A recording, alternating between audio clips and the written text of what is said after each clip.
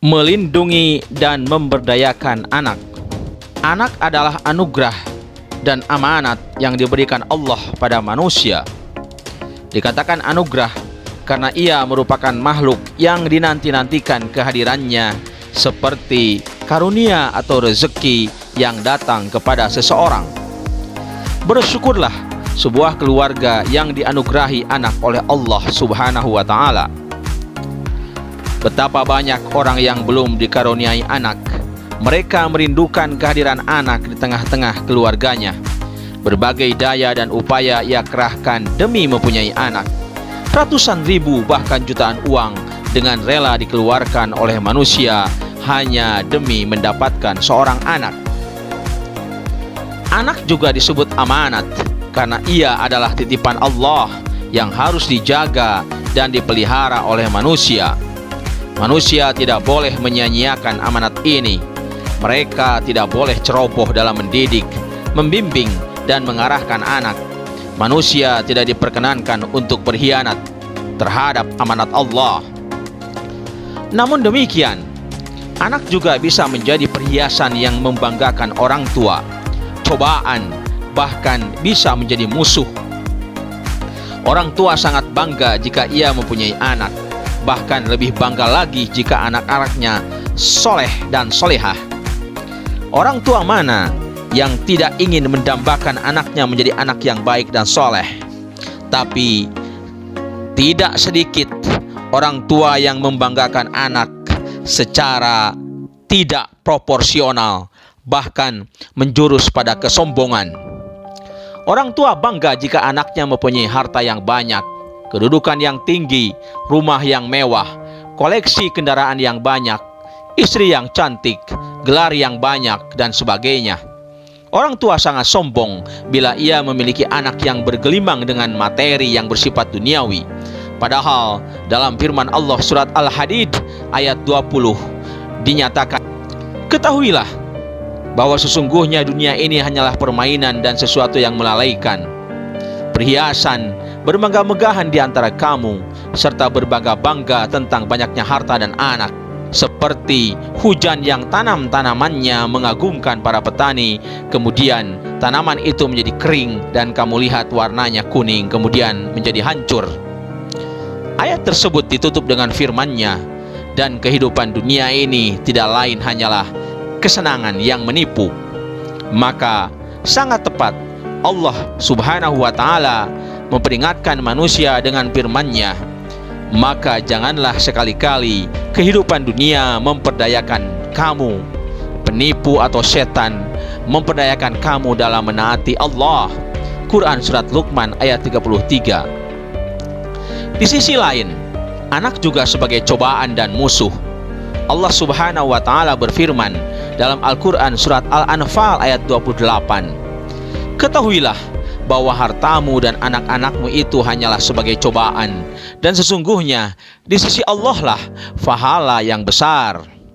Karena itu Allah berpesan dalam Al-Quran surat Al-Munafikun ayat 9, "Hei orang-orang yang beriman, janganlah harta-hartamu dan anak-anakmu melalaikan kamu dari mengingat Allah. Barang siapa yang berbuat demikian, maka mereka itulah orang-orang yang rugi." Jika ini tidak diindahkan dan tidak diperhatikan, maka anak akan menjadi musuh, sebagaimana ditegaskan dalam Al-Quran surat Al-Taghabun ayat 14. "Hei orang-orang yang beriman, sesungguhnya di antara istri-istrimu dan anak-anakmu ada yang menjadi musuh bagimu, maka berhati-hatilah kamu terhadap mereka." Permusuhan tersebut paling tidak terjadi pada hari kemudian atau hari kiamat. Allah berfirman dalam Al-Quran surat Asy-Syu'ara ayat 88, "Pada hari itu harta dan anak-anak kandung laki-laki atau perempuan tidak berguna." Bahkan dalam Al-Quran surat Al-Mumtahanah ayat 3 Allah berfirman, "Karib kerabat dan anak-anak kandung atau bukan, sekali-kali tiada bermanfaat bagimu pada hari kiamat. Dia akan memisahkan antara kamu, dan Allah Maha melihat apa yang kamu kerjakan." Tidak jarang orang tua terdorong oleh keinginannya yang menggebu menuntut dari anak menjalani cara kehidupan atau tingkat dan jenis pengetahuan yang tidak sesuai dengan pertumbuhan fisik dan perkembangan jiwa serta nalarnya. Sikap orang tua semacam ini bukanlah hal yang sejalan dengan tuntunan. Pada prinsipnya, Allah tidak membebani seseorang, dewasa atau anak-anak, melebihi kemampuannya, sebagaimana dapat kita lihat dalam Al-Quran surat Al-Baqarah ayat 286. Mendengarkan apa yang dipaparkan barusan, maka betapa pentingnya melindungi dan memberdayakan anak, bukan saja dari orang lain, tapi juga dari keluarga sendiri, sehingga dengan perlindungan dan pemberdayaan yang dilakukannya, anak-anak tidak akan terjerumus ke dalam jurang kedurhakaan, tidak menjadi penghambat dan musuh baik di dunia maupun di akhirat. Melindungi anak artinya segala kegiatan untuk menjamin dan melindungi anak dan hak-haknya agar dapat hidup, tumbuh, berkembang, dan berpartisipasi secara optimal sesuai dengan harkat dan martabat kemanusiaan, serta mendapat perlindungan dari kekerasan dan diskriminasi. Sedangkan memberdayakan anak adalah segala usaha atau upaya dalam memberdayakan anak agar potensi dan kekuatan yang ada dalam dirinya dapat tumbuh dan berkembang secara optimal. Ini dapat dilihat pada Undang-Undang Republik Indonesia Nomor 23 Tahun 2002 tentang perlindungan anak.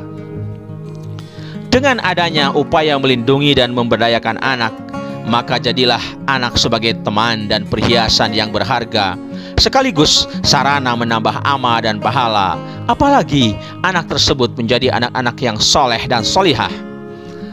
Rasul Shallallahu Alaihi Wasallam bersabda, jika keturunan Adam atau manusia meninggal dunia, terputuslah amalnya kecuali dari 3 jenis amal. Yang pertama sedekah jariyah, yang kedua ilmu yang bermanfaat, dan yang ketiga anak soleh yang berdoa untuknya. Hadis riwayat Bukhari Muslim. Idza mata ibnu Adam in qata'a amaluhu illa min salasin, shadaqatin jariyatin, au ilmin yuntafa'u bihi, au waladin solihin yad'u lahu. Di akhir uraian ini, saya mencoba mengutip pendapat Dorothy Law Notel tentang anak belajar dari kehidupan. Terjemahan bebas dari Children Learn from Their Life yang terdapat dalam buku Psikologi Komunikasi pada tahun 1994. Ungkapan tersebut adalah, jika anak dibesarkan dengan celaan, ia belajar memaki. Jika anak dibesarkan dengan permusuhan, ia belajar berkelahi. Jika anak dibesarkan dengan cemoohan, ia belajar rendah diri. Jika anak dibesarkan dengan hinaan, ia belajar menyesali diri. Jika anak dibesarkan dengan toleransi, ia belajar menahan diri. Jika anak dibesarkan dengan dorongan, ia belajar percaya diri. Jika anak dibesarkan dengan pujian, ia belajar menghargai. Jika anak dibesarkan dengan sebaik-baiknya perlakuan, ia belajar keadilan. Jika anak dibesarkan dengan rasa aman, ia belajar menaruh kepercayaan.